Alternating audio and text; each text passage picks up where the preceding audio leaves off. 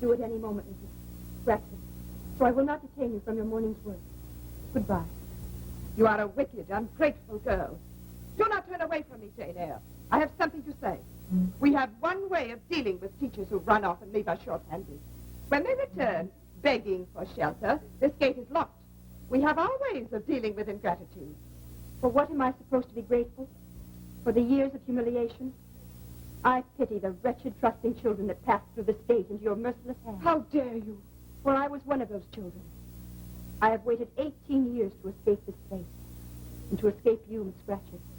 No, I shall never return. It is true. I have no family or friends. But God gave me spirit, which even Lowood School was unable to quench. My coach is coming. God will punish you. No. I think it will be you that will be punished.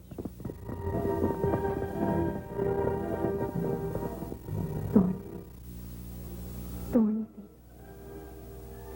Thornfield.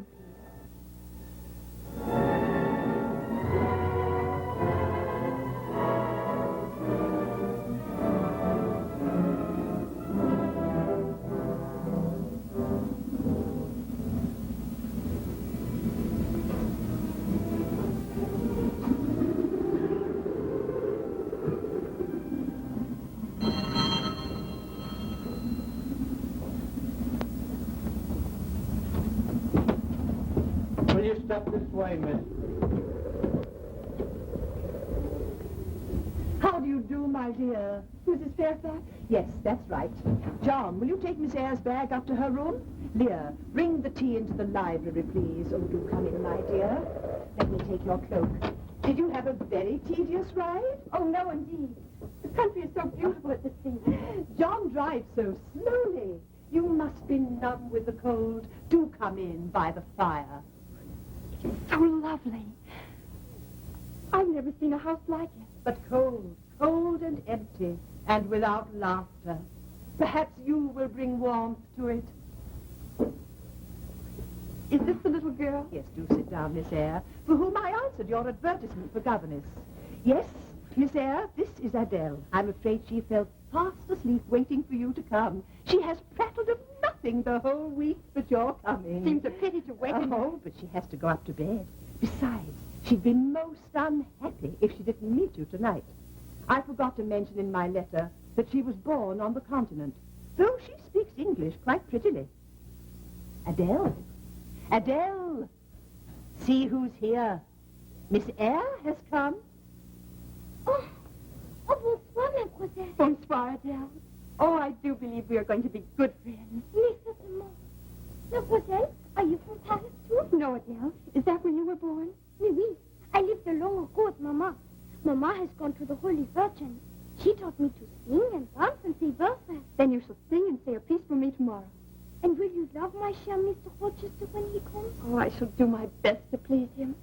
Thank you, Leah. Adele, Leah will take you up to the nursery now. You will be able to talk to Miss Eyre tomorrow. Oh, oui, chère mademoiselle. Dormez bien. Good night, Mrs. Fairfax. Run along now. Come along, Mr. Dad. Time for bed. She's charming. She will be grateful for your company. There hasn't been enough for her to do here to keep her occupied. Thank you, Mrs. Fairfax. You make me feel so very welcome. I, too, shall be grateful for your company. For to speak truthfully, we're much alone here. Mr. Rochester is away so much in Europe. Shall I be required to meet him tonight? Oh, dear, no. Mr. Rochester has been away these past 3 months. He sometimes returns for a week or so, and then he's off again. Does he not like it here at Thornfield? It's so beautiful. He appears to find it too gloomy. I do not. Have you any knowledge of when he is likely to return this time? Oh, no. Mr. Rochester's visits, Miss Eyre, are often sudden and unexpected. Like everything about him, unpredictable. Is he an exacting master? Oh, not particularly, but he has a gentleman's tastes and habits, and he expects to find things managed in that way. Is he generally liked? There's not a finer man in Yorkshire, though there are many who find him abrupt and strange. Strange? In what respect?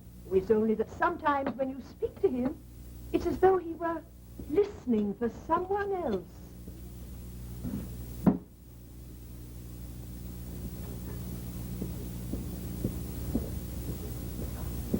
Who is that? Oh, just one of the servants, my dear. Grace Poole, a woman we have to help with the sewing. And now I'm sure you're more than ready to retire to your room. I am a little tired. Well, I've put you into one of the guest rooms so that you can be as comfortable as you are accustomed to being. I'm accustomed to very little, Mrs. You're Fairfax. not one of the servants, Miss Eyre. You're a person of refinement.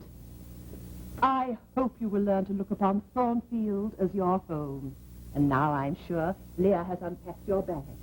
My room is near to yours, so should you feel nervous in the night, you have only to call. Like all old houses, Thornfield sometimes has strange stirrings at night.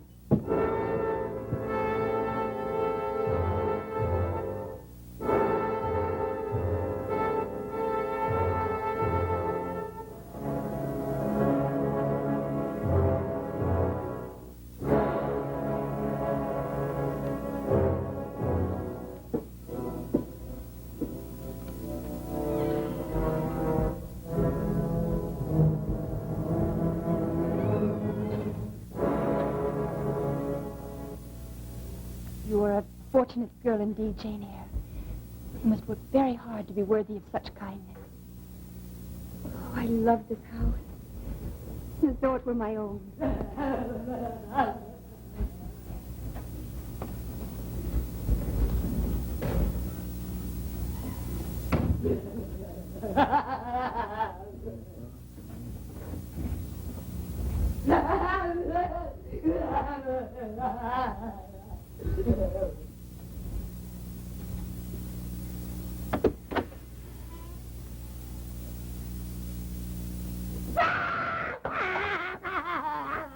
Who is there? What are you doing here? My room is across the hall. I heard a strange laugh. How did you get in here? The door was ajar. I must have forgotten to vote it. Well, you may not have been informed, but you must never open this door. Indeed, you must never enter this part of the house.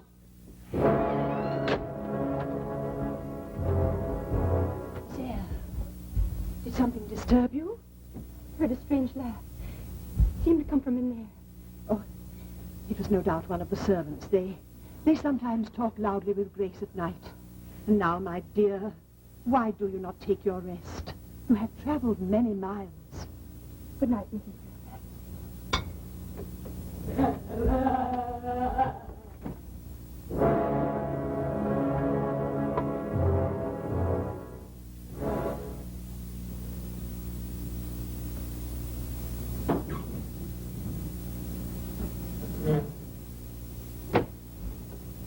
Good evening, Leah. Good evening, Miss Eyre. May I get you something before you retire? No, thank you, Leah. I hope that you've slept better the last few nights. It was only that I was unused to the wind at first. Oh, you get accustomed to it, Miss, like everything else. Oh, I've loved it here these past few weeks. Oh, It's been... Jane, I'm so thankful you're not yet asleep. And that you haven't gone to bed. Now, Leah, run downstairs quickly and tell Bess to prepare a hot supper. The master has just arrived from London. Mr. Rochester is here? Yes, he arrived a few moments ago. Now, Jane, you must come quickly to the library. No, he was not expected, but as I told you, his arrivals and departures are always unpredictable. He wishes to see you, and he does not like to be kept waiting. Come quickly, child. Answer only to what you are asked. No more and no less. Come, make haste, for he is impatient and a little irritable after his long journey.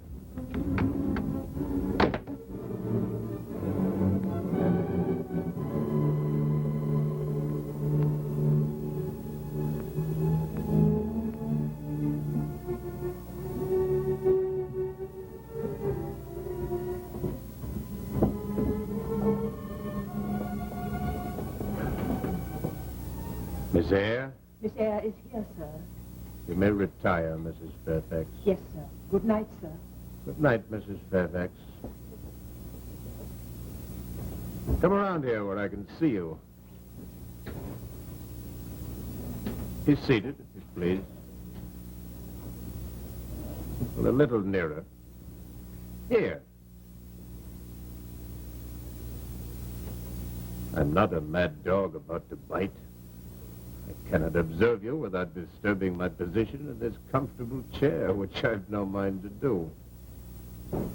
Now then, you came from... where was it? Ah, yes. A charitable institution. How long were you there? 18 years, sir. You must be tenacious of life. I thought you had the look of another world about you. Wondered where you'd gotten that sort of a face. Who were your parents? I have none, sir. You must have some sort of kinfolk. No, sir. None that I have ever seen. Who recommended you to come here? I advertised. Mrs. Fairfax answered my advertisement. Your age? Just 20, sir. I see. Are you musical? Can you play on the spinet? A little. And the established dancer. Well, go over to the spinet, if you please, and play to me.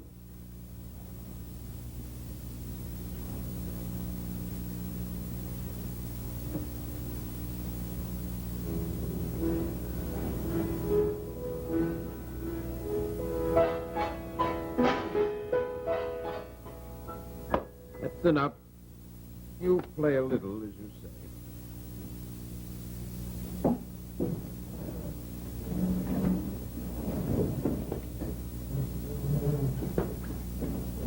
You examine me, Miss Eyre. Do you find me handsome? No, sir. On my word. And there's something singular about you. You sit quiet and grave with your eyes in the carpet and your hands in your lap, and then of a sudden you rap out an answer like that. Explain yourself. There is nothing to explain, I see. Well, you're very straightforward. That's something I like. Are you nervous with me? No, sir. Should I? Some seem to think so. So you're not nervous. Well, that's good, for you'll find me abrupt.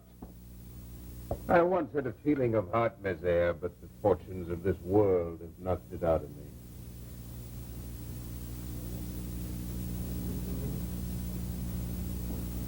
You look puzzled. No, you're no more beautiful than I'm handsome. A puzzle there becomes you. That's all, Miss Eyre. Thank you, sir. I shall do my best to give satisfaction. Good night, Mr. Rochester. Good night, Miss Eyre.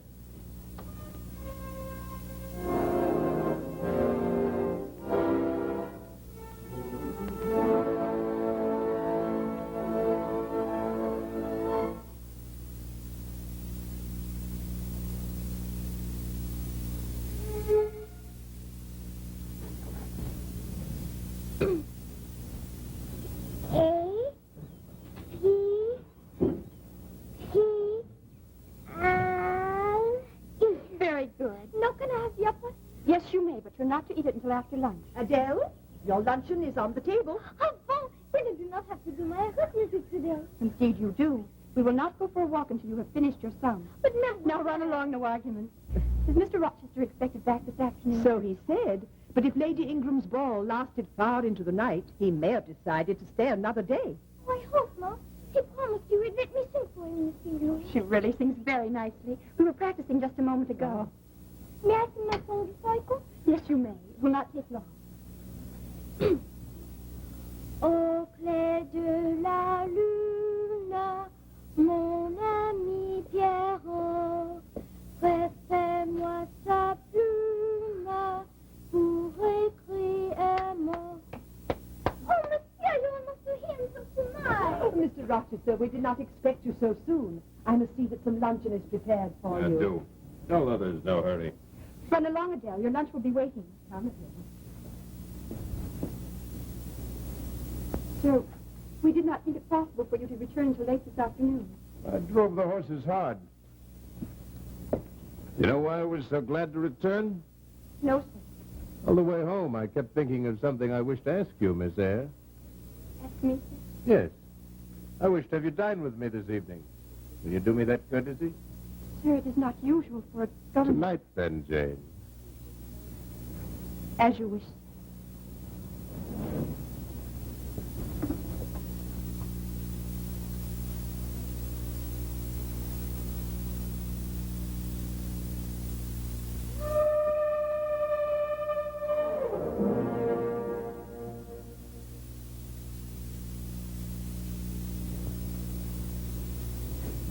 Jane.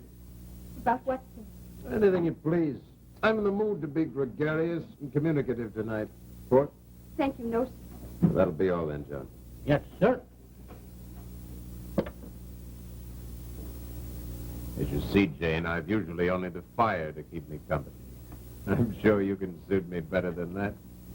From the very first, you intrigued me. I wish to learn more about you, so speak. Indeed, sir, there is nothing to learn. You think me a fool, Jane? Oh, no, sir. Far from it. May I ask if you are a philanthropist? Good Lord, no. That's not my reason in wishing to draw you out.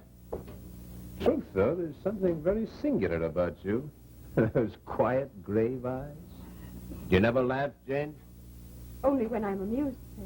And I've yet to amuse you, huh? Well, I don't laugh very much either. There's not much to laugh at in this world. I was not always the man you see before you. Nature's changed me. I might have been as good as you when I remember myself at 18. How good is your memory, sir? Well taken, Jane. And I've not been good entirely. You know why Adele is here? No, sir. She's supposed to be my child. That does not shock you. You have told me yourself, sir, which provides a reason there can be no great sin attached to it. Well, you're right. Her mother was a dancer in Paris whom I loved and courted and lost. Later, when I heard she'd abandoned her child to run off to Italy with a musician, I brought the child down to England here. Well, I suppose now you'll be coming to me with your notice to find a new governess. Adele is not answerable to her mother's fault, or to yours, sir. You say that as if it were the most usual thing in the world. That's what's so unusual about you. Well, I've loved Jane, but I've found no happiness. I don't suppose you can conceive of how I hate Thornby. I loathe this building and everything it contains.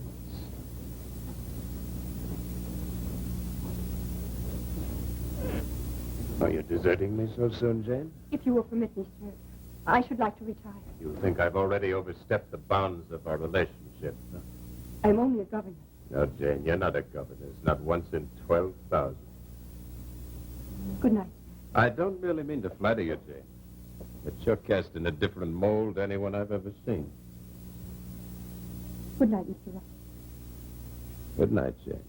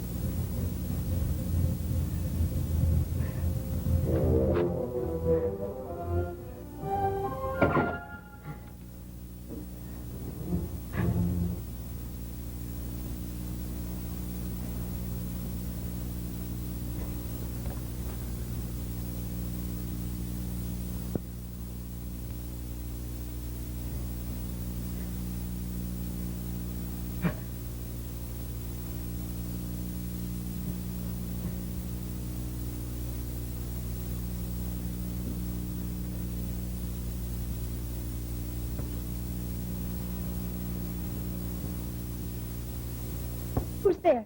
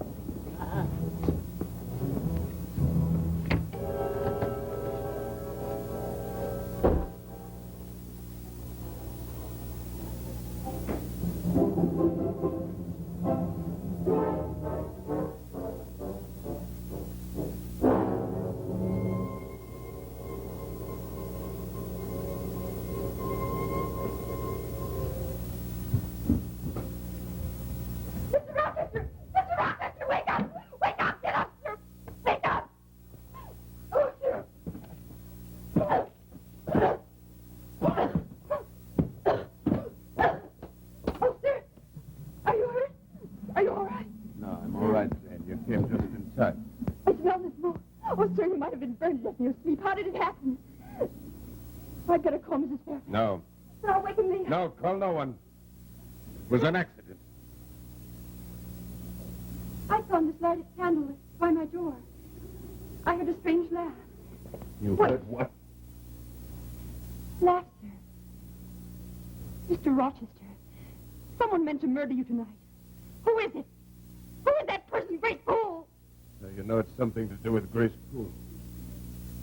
Jane, it's well that no one but you knows anything of this occurrence. It must remain that way, do you understand? A coal from the fire set a light to my chair.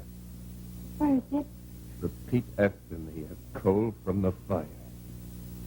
A coal from the fire. I knew you'd do me some good, Jane. I saw it in your eyes the first time we met. Hurting my head. Good night, gentle benefactress. And lock your door.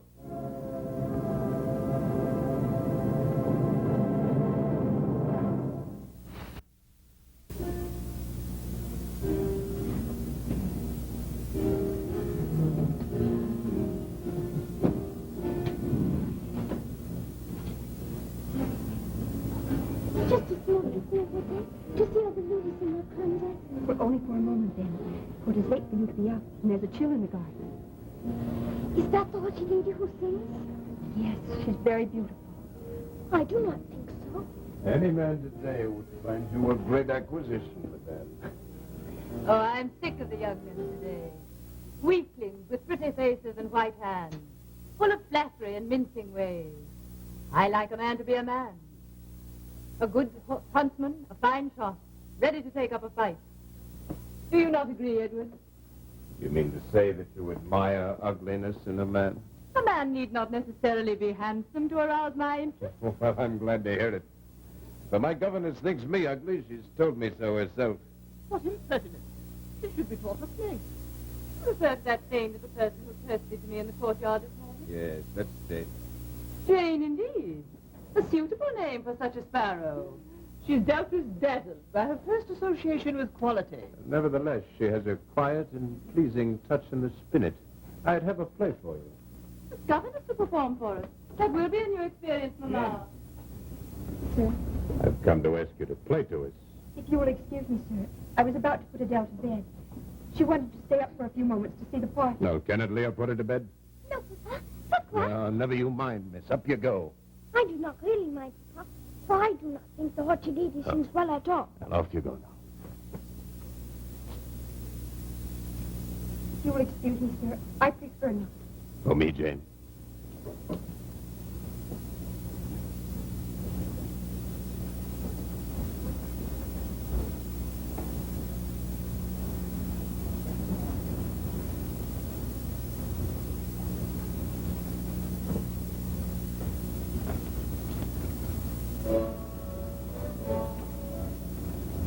Did I tell you, Edward, about the fuss over Lady Charlotte's ball? You know what dull affairs they usually are, and I was determined to arrive late. It is more fashionable to arrive late. That foolish Charlotte was so cross with me because I interrupted an Italian diva with my entrance, which, though I shouldn't boast, was splendidly timed. Jane plays well, don't you think? Tolerably. Lord Torbrook took me to supper, though the ball was given as a last desperate effort to marry off Charlotte this season. She'll be 23 this year, and everyone says she'll be an old maid, even with a dowry of £6,000 a year. Thank you, that was charming. Your governess is not obsessed with the best manners, Edward, I would say. I'm surprised that you would permit to have somebody in your household behaving in such a manner.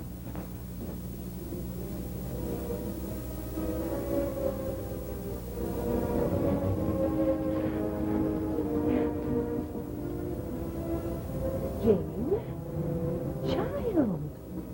You catch cold in the night air. Why do you stand here in the garden? Still night is conducive to still thoughts, Mrs. Fairfax. You sound like you. I am sad. For I love this place.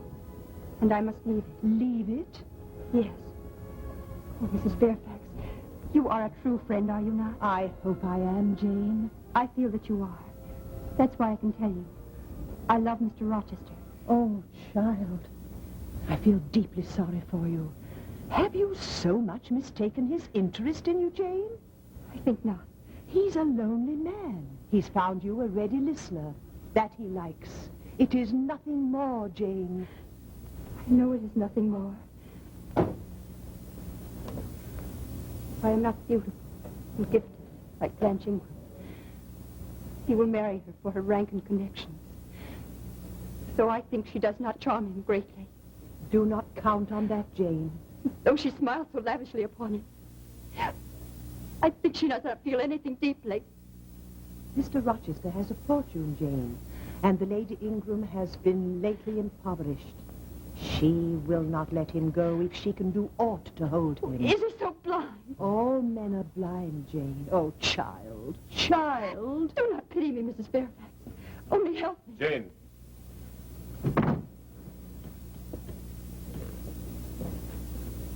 Why did you leave the room? I was tired, sir. And a little hurt. Good night, sir. I've come to ask forgiveness for the rudeness of my guests, Jane. That is not necessary. Come here, Jane. Here to my side. You're paler than usual, Jane. What about? Nothing. I'm a little tired. And a little depressed. What about? Tell me. I am not depressed. I see you are. So much so that a few words bring tears to your eyes. I can see them there now, shining and swimming. Don't you trust me, Jane? Yes, sir. Always. Am I not your friend? Yes. You are my friend. Then tell me. Good. You desert us for the entire evening. Good night, my...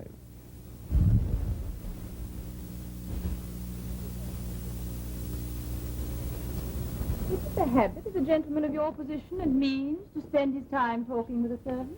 Miss Eyre is no more a servant than I'm a man of means, my dear Blanche. What a strange jest for one who is known to be worth £40,000 a year. I'm glad this came up, for I would not have you suffering such an illusion, my lady. Illusion? I had means once, it's true, but I lost the greater share of my fortune in a foolish speculation in South America this year. Well, I thought, of course, you knew. I know, Blanche, that this will have no effect on our mutual regard for each other. You've told me so often that my fortune was what you least admired, the least of my assets. Now, may I offer you some claret before we retire?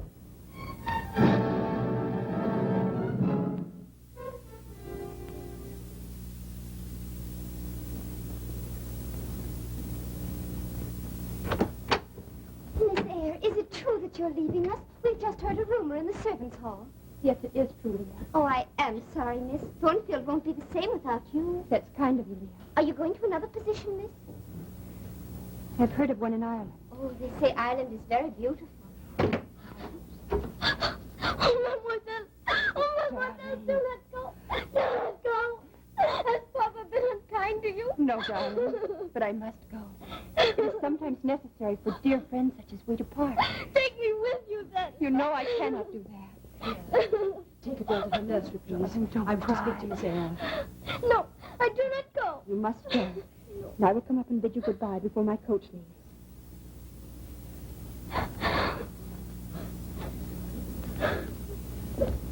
The master has just returned from driving Lady Ingram and Lady Blanche to Lees. I'd hoped to leave before he returned. He wishes to see you. Oh, my dear. He was most angry when I told him of your intention to leave. I shall leave, nevertheless, Mrs. Fairfax. Oh, I understand your feelings, child. But what will you say to him? I don't know. I shall make some excuse for myself.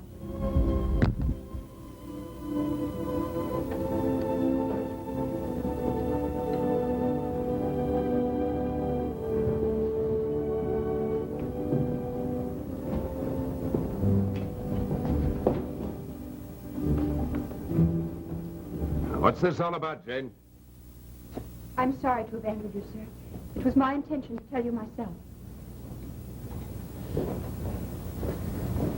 Well, Jane, what have I done? Nothing. Nothing to offend me, sir, believe it. It is only that I must leave Thornfield. Then what I've heard is true. Yes, sir. Where do you see the necessity? You, sir, have placed it before me. In what shape? In the shape of Miss England, sir. Your bride. My bride? I have no bride. But you will. Yes. Yes, I will. Oh, sir, it is not my place to intercede. Not wishing to offend, sir. I think it best that you send Adele to school and that I find a position elsewhere. I have heard of one in Ireland. Ireland? Do you need to go so far? The sea will be a barrier. From what, Jane? From England. Thornfield. Well? And you.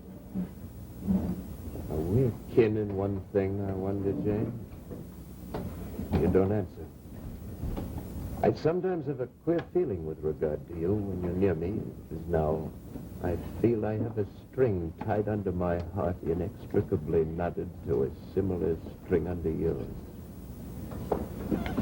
I have a notion if it were ever severed, I might bleed to death. You'll quickly forget me, Jane.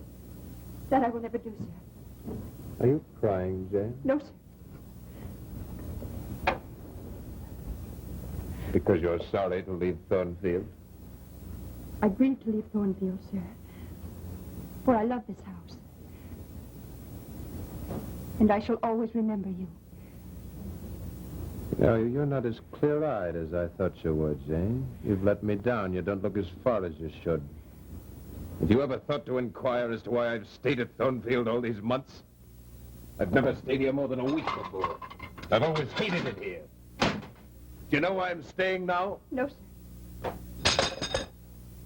Because God is my judge. I've wrestled with conscience and torture for all these months. But by heaven, and may heaven forgive me, I can wrestle no more. Jane, you shall be convinced, Jane. It's because of you. Because of you, don't you hear me? What love is Blanche Ingram for me? None.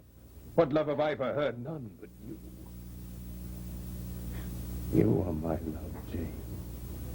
My life, my happiness. You, small and obscure and poor and plain as you are, I cannot live without you. Oh, sir, you hurt me too dreadfully. Please do not make sport of me. Make sport of you. You're my love, Jane. Jane, will you marry me? I can't bear it any longer. I've loved you from that first quiet moment when you stepped into this library. Sir, and you aren't earnest about wishing to marry me? Yes, Jane, marry me. Even if you don't love me, I can't expect that passion in you. No one can love as I love you. Oh, Mr. Rochester, I do. I do.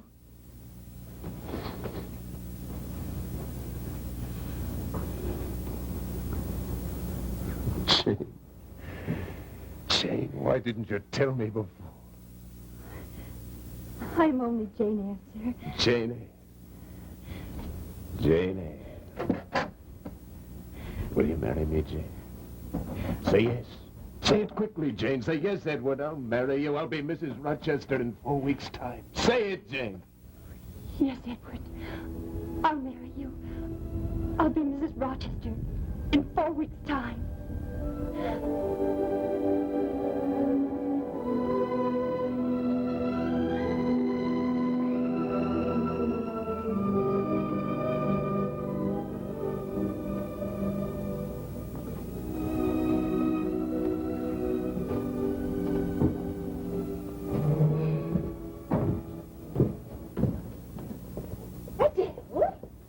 What you doing down here?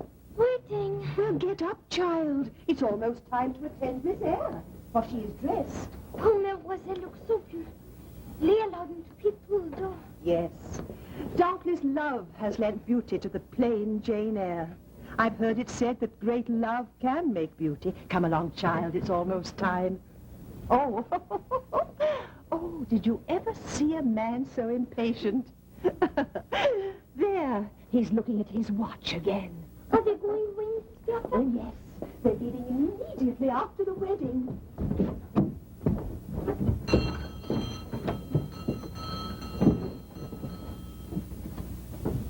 We're to see Mrs. Poole immediately. Mrs. Poole? Tell Mrs. Poole Mr. Mason has returned from the West Indies and desires to see her. Yes.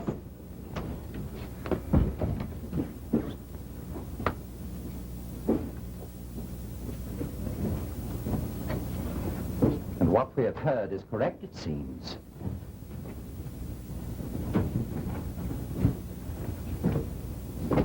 Mrs. Poole. Mr. Mason, this is most unexpected.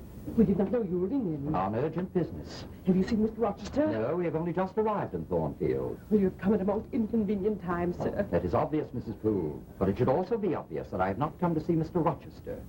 How is she? Tolerably well, sir. At times better than others. You seem most agitated, Mrs. Poole. I do not wish to be caught here talking with you without the consent of Mr. Rochester. And let us go upstairs to your rooms. If you'll excuse me, sir, I'll take you up to the back. We are less likely to meet the other members of the household.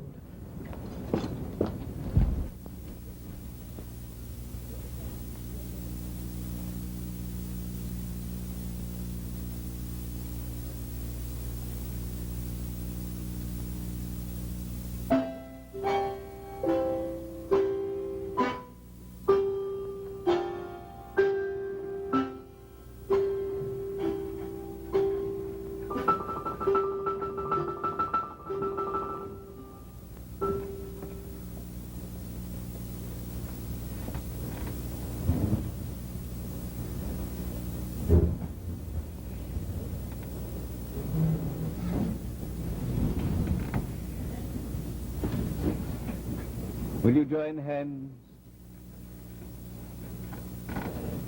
Dearly beloved, we are gathered here today in the sight of God and his holy tabernacle to join together this man and this woman in the bonds of holy matrimony, which is an honorable estate Christ adorned and beautified by his presence, and is commended to be honorable among all men. It is therefore not to be entered into unadvisedly or lightly, but reverently and discreetly, soberly and in fear of God. Into this estate these two persons have come now to be joined. And if either of you know of any impediment why you should not lawfully be joined together in holy matrimony, ye do now confess it, or forever hereafter hold your peace. Stop. I declare an impediment. I declare this marriage to be illegal. What is the nature of this impediment? Perhaps we Get can... Adele inside quickly. What is happening, Mr. Schaffner? What is the nature of this impediment? A previous marriage. Mr. Rochester has a wife living. Who are you? My name is Briggs. I'm a solicitor from Chesney Lane, London. What proof have you of this? I have here an affidavit signed by a client of mine. It reads as follows. I affirm and prove that on the 20th of October, 1842, Edward Fairfax Rochester married my sister Bertha Mason at Spanish Town, Jamaica. The record of the marriage can be found in the register of that church. If this document be legal, it may prove a marriage, but it does not prove I have a wife living. You have a wife living in this house. I have a witness to that fact. You, Mr. Rochester! His wife is my sister, and she is living in Thornfield. In fact, I have just seen her. Impossible. Why, I've known Mr. Rochester these 15 years. I have just returned from the Indies and heard by accident of this impending ceremony in London. And may God punish me. As if he'd not punished me enough already. There will be no wedding today.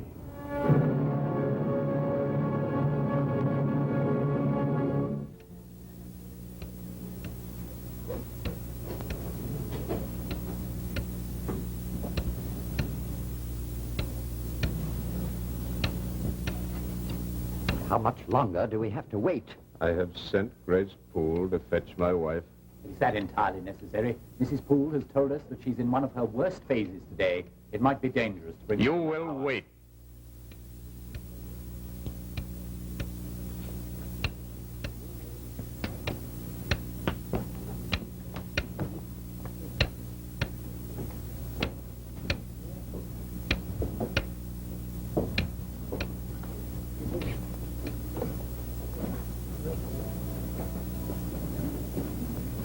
Gentlemen, my wife.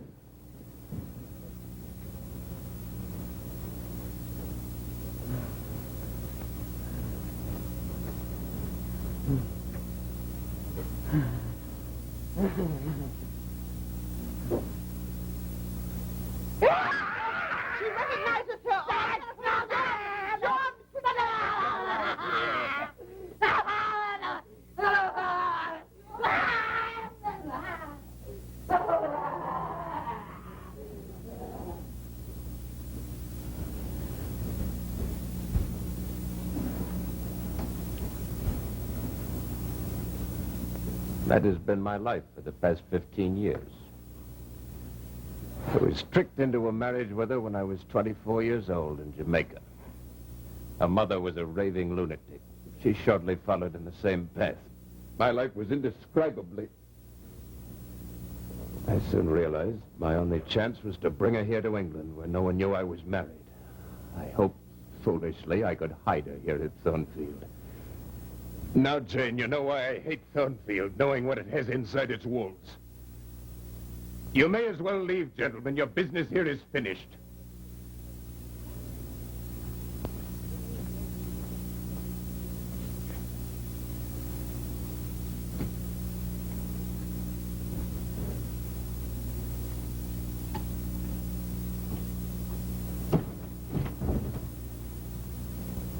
Jane,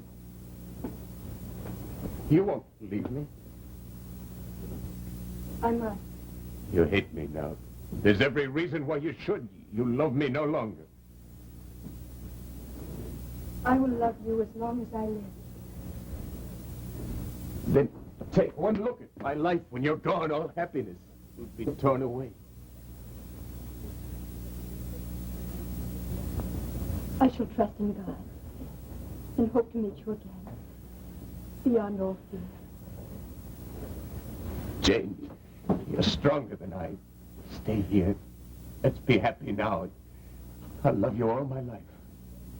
Oh, my dear master, God bless you and keep you close to me in spirit always. Jane! Jane! My love. My life. My happiness.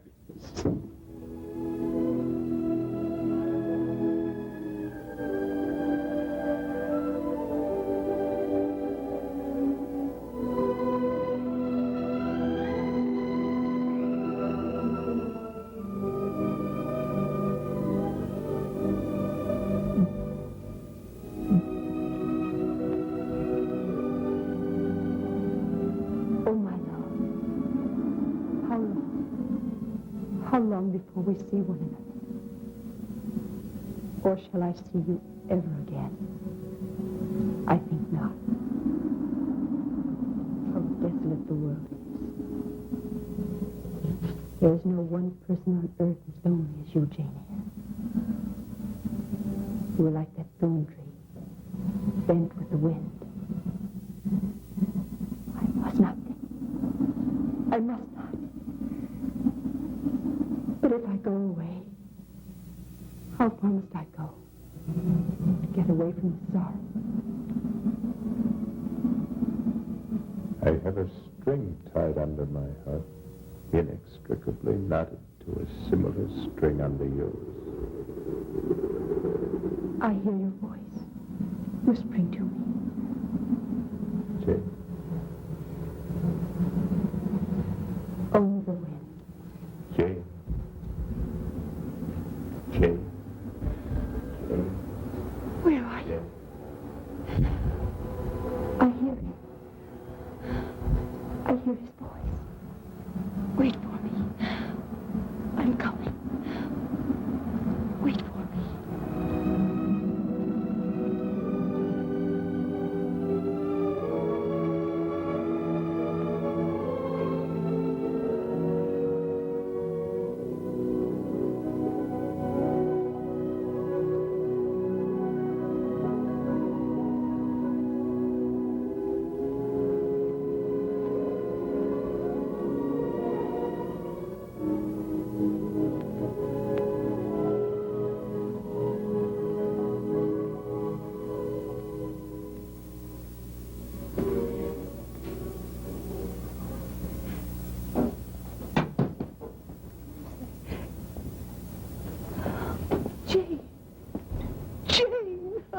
Welcome. Oh, Mrs. Fairfax. Oh, Jane, let me look at you. You're just the same quiet eyes.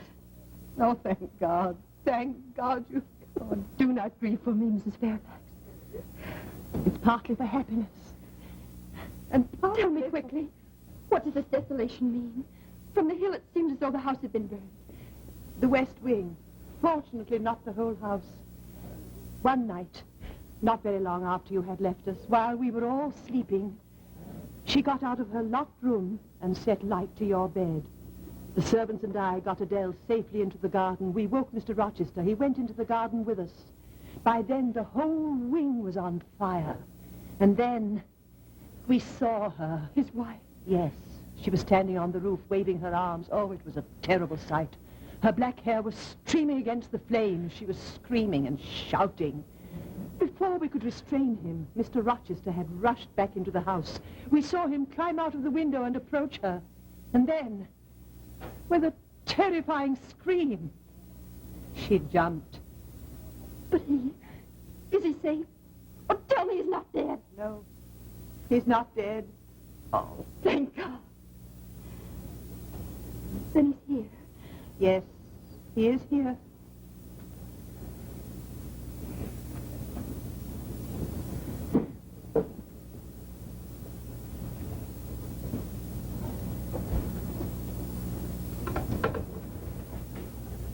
Oh, sir. Is that you, Mrs. Fairfax?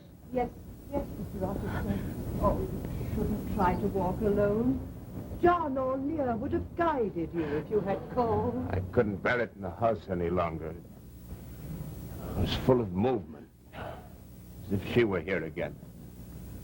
I could hear her skirts in the passage.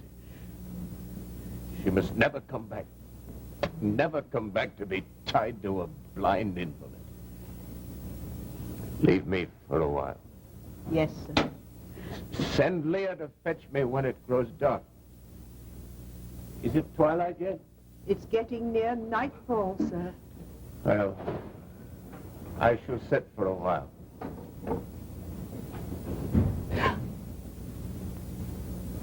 Is someone there? Someone's there. Who is it? Leah? Betty? Is that you, Betty? Would you jest with me? I'm not amused. Who is it? Don't you know? Oh, no, this is some dream. These are her very fingers. Her small, slight fingers. Tears. Who has tears for me? You're Jane. Tell me I'm not dreaming or my heart will burst. Oh, my dear master. I've come home. Never to leave again. Jane. Jane. Jane.